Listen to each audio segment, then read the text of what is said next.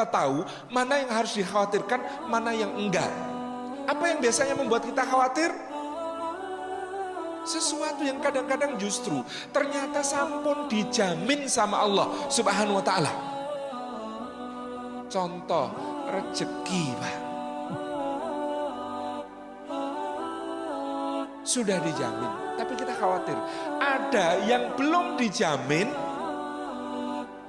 tapi kita nggak khawatir. Contoh, apakah kita masuk surga apa enggak? Itu belum dijamin. Tapi karena jarang ngaji, biasanya lebih khawatir pada yang pertama daripada yang kedua. Nek rajin ngaji kayak Jama'al Ma'ruf nggak mungkin. Pasti wa nazalat alaihimus sakinah. Tentrem, Pak. Kenapa? Rezeki jaminan. Wa ma min dabbatin fil ard illa 'alallahi rizquha. Tidak ada yang melata di bumi melainkan Allah Subhanahu wa ta'ala menjamin rizkinya. Lo melata itu apa? Kata Imam Ibnu Katsir, jalannya nggak pakai kaki, nggak pakai anggota gerak, Pak. Jalannya pakai dada dan perut. Itu saja yang jalannya pakai dada dan perut. Oleh Allah Subhanahu wa ta'ala dijamin rizkinya. Bagaimana manusia yang Allah mengatakan walaqad karamna bani Adam. Sungguh benar telah kami muliakan anak-anak Adam. Allahu yarham Kiai Haji Mu'tamid Khalil, guru saya dulu waktu saya umur masih 13-an tahun, tiba-tiba nepuk-nepuk pundak saya dan kemudian mengatakan, Salim, besok kalau gede gak usah jadi pegawai negeri. Saya kagetnya kenapa, Pak? Bapak saya pegawai negeri, ibu saya pegawai negeri, kakek saya dari ibu pegawai negeri. Saya tanya, kenapa Kiai? Karena pegawai negeri itu rezekinya bisa disangka-sangka, diduga-duga. Kita ngitung ya semono iku kompensasi. Sementara Allah mengatakan wa may yattaqillaha yaj'al lahu makhraja wa yarzuqhu min haitsu la yahtasib. Orang bertakwa itu rezekinya tidak disangka-sangka, tidak diduga-duga. Jadilah orang bertakwa, jangan jadi pegawai negeri. Itu saya malamnya nggak bisa tidur, Pak. Mikir bapakku, ibuku, mbahku apa orang bertakwa gitu. Lalu saya kemudian sampai pada kesimpulan, oh maksud guru saya itu yang keliru bukan jadi pegawai negerinya yang gajinya tetap, atau jadi pegawai swasta yang take home pay-nya jelas. Bukan, Pak, yang keliru adalah mengira bahwa satu-satunya rizki adalah gaji. Keliru. Dan keliru lagi mengira satu-satunya jalan rizki adalah pekerjaan. Enggak. Saya pernah ketemu orang gajinya besar, rezekinya kecil, Pak.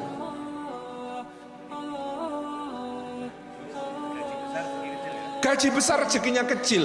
Lawang saya qadarullah nggak kebagian kursi ekonominya Garuda. Ya wis kepeksa mulya sithik numpak kelas bisnis. Duduk sebelah saya direktur sebuah BUMN. Untungnya naik Garuda kelas bisnis itu, Pak, berkurang godaan. Soalnya nggak ketemu pramugari, ketemunya buliknya pramugari. Wah, sepuh-sepuh itu kan. Terus itu buliknya itu nyuguh makanan macam-macam, saat tataan gede gitu, hiasannya api-api gitu kan. Saya disuguhi itu, tak maem, ngemel saya, seneng gitu. Yang sebelah saya itu nyekeli gelas, kenceng nyekelinya, isinya air putih tok, digelenggang-gelenggang sambil ngeliatin saya tampak cemburu gitu. Maka saya tanya, Pak kok nggak dar, Pak? Nasib, Dek. Loh, nasib gimana? Dulu waktu muda tuh saya pengen makan enak, nggak kuat beli. Lah sekarang kuat beli, nggak boleh sama dokter. Mau makan gurih, kata dokter, jangan, Pak, kolesterolnya. Mau makan manis, kata dokter, jangan, Pak, diabetesnya. Mau makan asin, kata dokter, jangan, Pak, hipertensinya. Mau makan kacang saja, kata dokter, jangan, Pak, asam uratnya. Dan terus dia ngeliatin saya gitu. Saya waktu itu merasa sangat kaya raya, Pak. Rezeki itu bukan soal apa yang bisa dibeli, apalagi duitnya berapa, gajinya berapa. Banyak orang gajinya besar, rezekinya kecil. Dan banyak orang gajinya kecil, rezekinya kecil.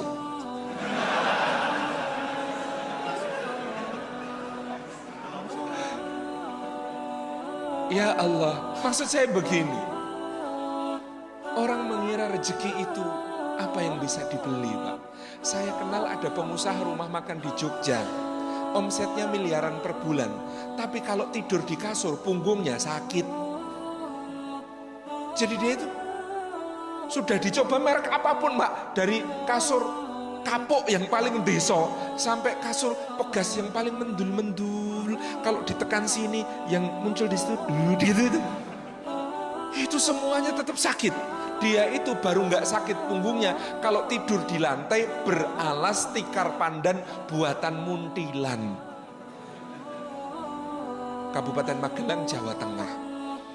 Satu hari diundang kementerian di Jakarta ngisi pelatihan kewirausahaan, diinapkan di hotel bintang 5 presidential suite-nya paling bagus kamarnya. Itu masuk kamar asistennya ketawa, masuk kamar buka koper keluarkan tikar gelar di lantai.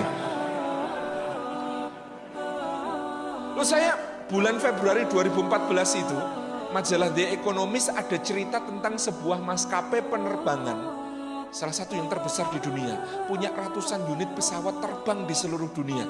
Lah komisarisnya itu, salah satu pemegang saham terbesarnya itu punya penyakit psikologis namanya hyperfobia, rasa takut berlebihan terhadap ketinggian.